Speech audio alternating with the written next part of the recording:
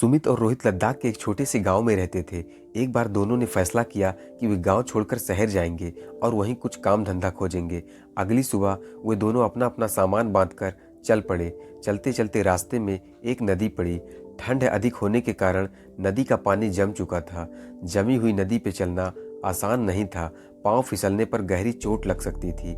इसलिए दोनों इधर उधर देखने लगे कि शायद नदी पार करने के लिए कहीं कोई पुल हो, पर बहुत खोजने पर भी उन्हें कोई पुल नजर नहीं आया। रोहित बोला, हमारी तो किस्मत ही खराब है, चलो वापस चलते हैं, अब गर्मियों में शहर जाएंगे।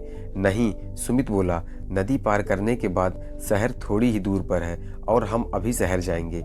और ऐसा कहकर वो धीरे धीरे आगे बढ़ने लगा। अरे ये क्या कर रहे हो, पागल हो गए हो, तुम गिर जाओगे। रोहित चिल्लाते हुए बोल ही रहा था कि सुमित पैर फिसलने के कारण गिर पड़ा। कहा था ना मत जाओ, रोहित झल्लाते हुए बोला। सुमित ने कोई जवाब नहीं दिया और उठकर फिर आगे बढ़ने लगा।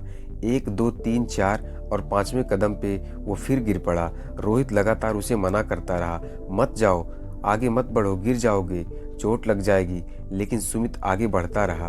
वो शुरू में 2-3 बार गिरा, लेकिन जल्द ही उसने बर्फ पर चलना सीख लिया और देखते ही देखते नदी पार कर गया। दूसरी तरफ पहुंचकर सुमित बोला, देखो मैंने नदी पार कर ली और अब तुम्हारी बारी है। नहीं, मैं यहाँ सुरक्षित हूँ, लेकिन तुमने तो शहर जाने का निश्चय किया था। मैं ये नहीं कर सकता। नहीं कर सकते या करना नहीं चाहते हो? सुमित ने मन ही मन सोचा और शहर की तरफ आगे बढ़ा और कुछ ही सालों में अथक मेहनत से एक बड़ा आदमी बन गया। और दूसरी तरफ रोहित हर कार्य को कठिन समझकर छोड़ता गया और गांव में सबसे गरीब हो गया। दोस्तों, इस कहानी से शिक्षा हमें यह मिलती है कि हम सब की ज़िंदगी में कभी न कभी ऐसे मोड़ आ ही जाते हैं जब जमी हुई नदी के रूप में कोई बड़ी बाधा या चैलेंज हमारे सामने आ जाता है और हमें कोई निर्णय लेना होता है। तब क्या हम खतरा उठाने का निश्चय लेते हैं और तमाम मुश्किलों, डर और असफलता के भय के बावजूद नदी पार करते हैं, या हम सुरक्षित रहने के लिए वहीं खड़े रह जाते हैं जहां हम सालों से खड़े थे?